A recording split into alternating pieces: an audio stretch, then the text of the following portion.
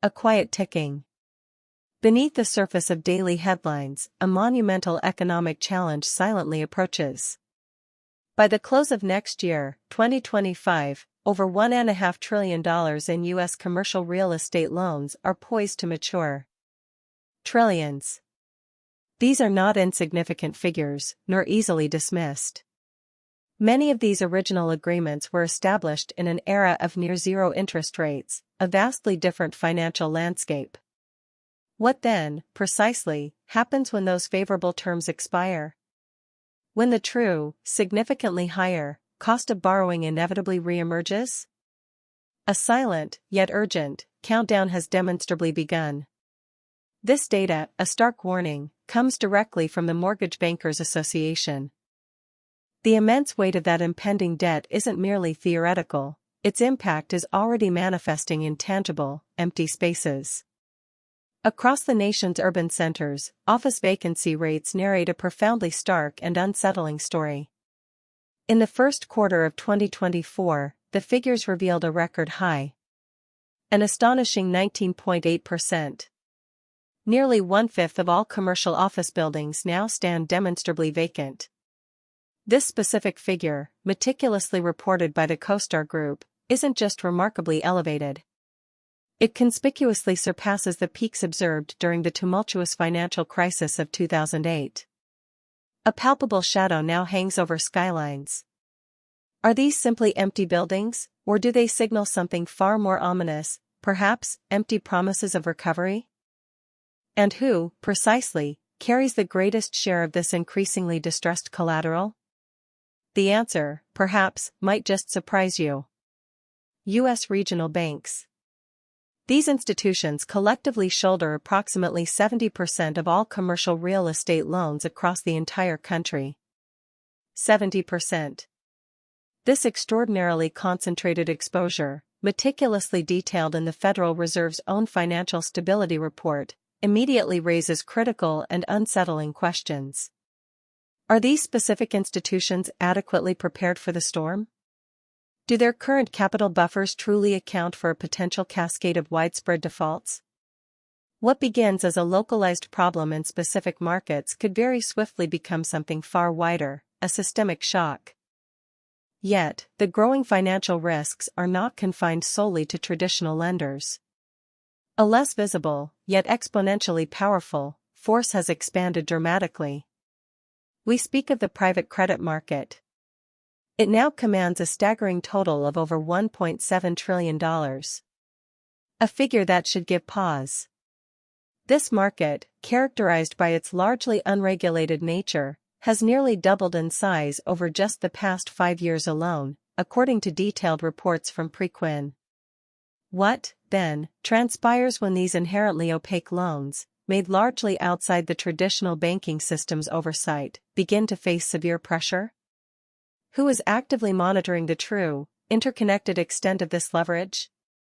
A significant blind spot, perhaps, in our broader financial landscape. Now, let us shift our critical focus. From imposing corporate towers to the intimate realities of kitchen tables across America. The escalating pressure points are demonstrably not limited to institutional finance. Total U.S. household debt. It now significantly exceeds an astonishing $17.5 trillion. A new, troubling peak. This persistent surge, powerfully highlighted by the New York Federal Reserve, is fueled, most significantly, by burgeoning credit card balances. These balances alone have now reached a record $1.13 trillion. And the associated cost? Average credit card interest rates currently push past an exorbitant 20%. For an increasing number of households, this represents a relentless, tightening squeeze. As the burden of household debt relentlessly climbs, a critically important financial buffer continues to erode. The personal saving rate. In February 2024, this vital indicator plummeted to a mere 3.2%. This figure represents one of the lowest levels conspicuously observed in over an entire decade. A profoundly stark and unsettling warning, emanating directly from the Bureau of Economic Analysis.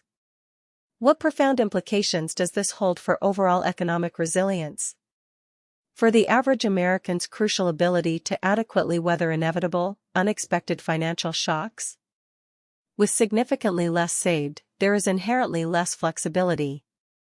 The financial foundation for far too many households appears increasingly tenuous, growing thinner by the day. And the nation itself faces a mounting, unavoidable bill. The ever-increasing cost of servicing its own colossal national debt. U.S. government net interest payments. In fiscal year 2023, these payments alone reached a staggering $870 billion. Almost $1 trillion. This specific figure represents a breathtaking 39% increase from the preceding year.